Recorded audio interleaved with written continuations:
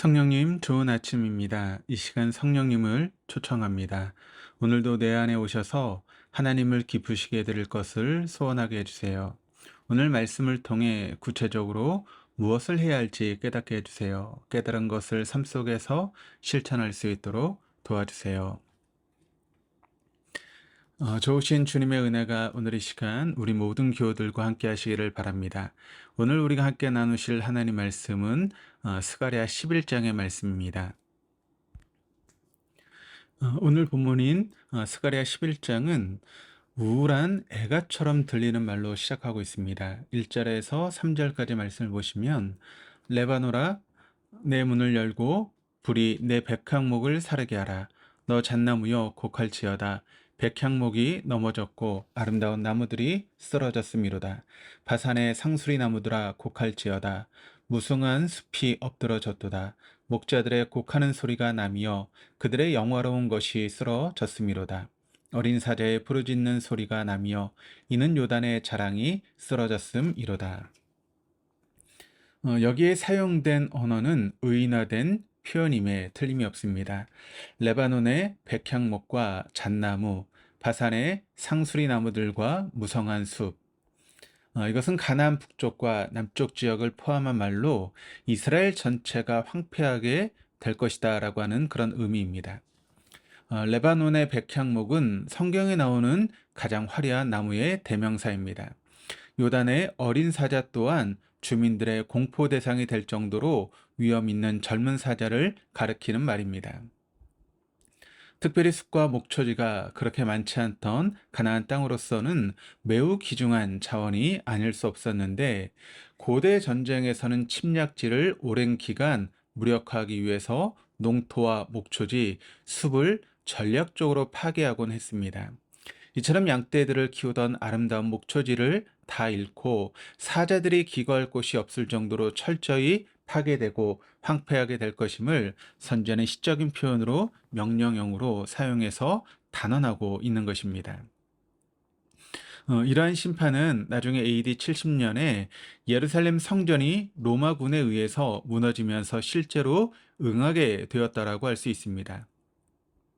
더 놀라운 사실은 이미 이스라엘은 아수르와 바벨론에 의해서 지옥의 세월을 보낸 적이 있습니다. 그럼에도 하나님과 언약한 약속의 땅이 또다시 황폐하게 되고 버림받게 된다는 것입니다. 9장과 10장을 통해 이스라엘 향한 하나님의 긍휼하심이 선포되었음에도 11장은 그 처음이 어둡기만 합니다. 그러다 4절부터 갑자기 두 목자에 대한 그런 이야기로 전환이 됩니다. 여기서 목자는 이스라엘의 지도자들을 가리킵니다. 15절에서는 어리석은 목자라고 했고 17절에서는 양떼를 버린 못된 목자라고 표현하고 있습니다. 그에 비해 선지자의 눈에 들어온 양들은 7절과 11절에서 가련한 양들로 보여집니다. 4절입니다. 여호와 나의 하나님이 이르시되 너는 잡혀 죽을 양떼를 먹이라. 잡혀 죽을 양떼는 장차 사람들에게 도둑질을 당하거나 빼앗겨서 도살장으로 끌려갈 양떼를 뜻합니다. 이것은 상징적인 행위입니다. 하나님께서는 선지자들에게 상징적인 행동을 하게 함으로써 하나님께서 전할 메시지를 강력하게 표시하시곤 하셨습니다. 예레미야 선지자의 경우에 결혼하지 말고 자녀를 두지 말라고 하셨습니다. 유다가 망할 것이니 그 땅에 미련을 두지 말라라고 하는 그런 의미입니다. 또 유다가 완전히 파괴될 것을 말씀하시며 예레미야 선지자에게 흰놈의 골짜기에서 도자기를 깨뜨리라고 하셨습니다. 그리고 유다 백성들을 다시 돌아오게 하시겠다는 약속으로 아나돗에 있는 땅을 사고 증서를 만들어 보관하라고 하셨습니다.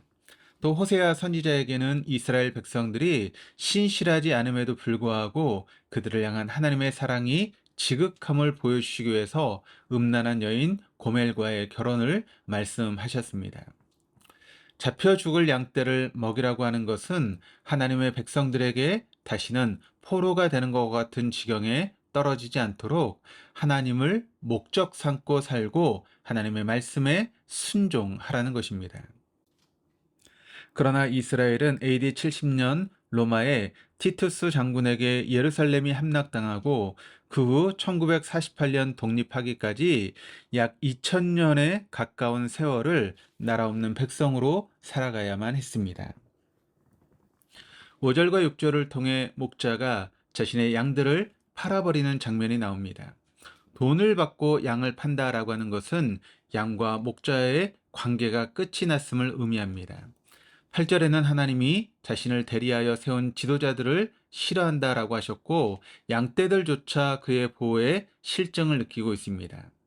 여기서 양떼들의 목자를 미워한다라고 하는 단어는 구약에서 이곳에서만 사용된 말로 구토를 느낄 정도로 싫어한다라고 하는 그런 의미입니다.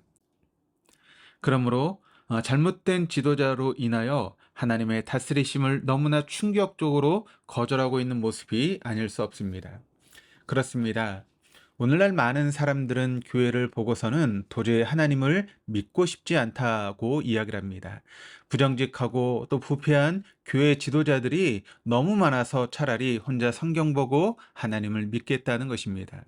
목회자뿐만 아니라 우리 모두는 하나님께 부름받아 살아가는 세상의 빛이요 소금이 아닐 수 없습니다. 그러므로 성경 말씀처럼 가련한 양들이 하나님을 하나님답게 바라볼 수 있도록 하려면 하나님의 사람은 도덕적으로 거절당하지 않는 생활이 우선되어야 한다는 것입니다.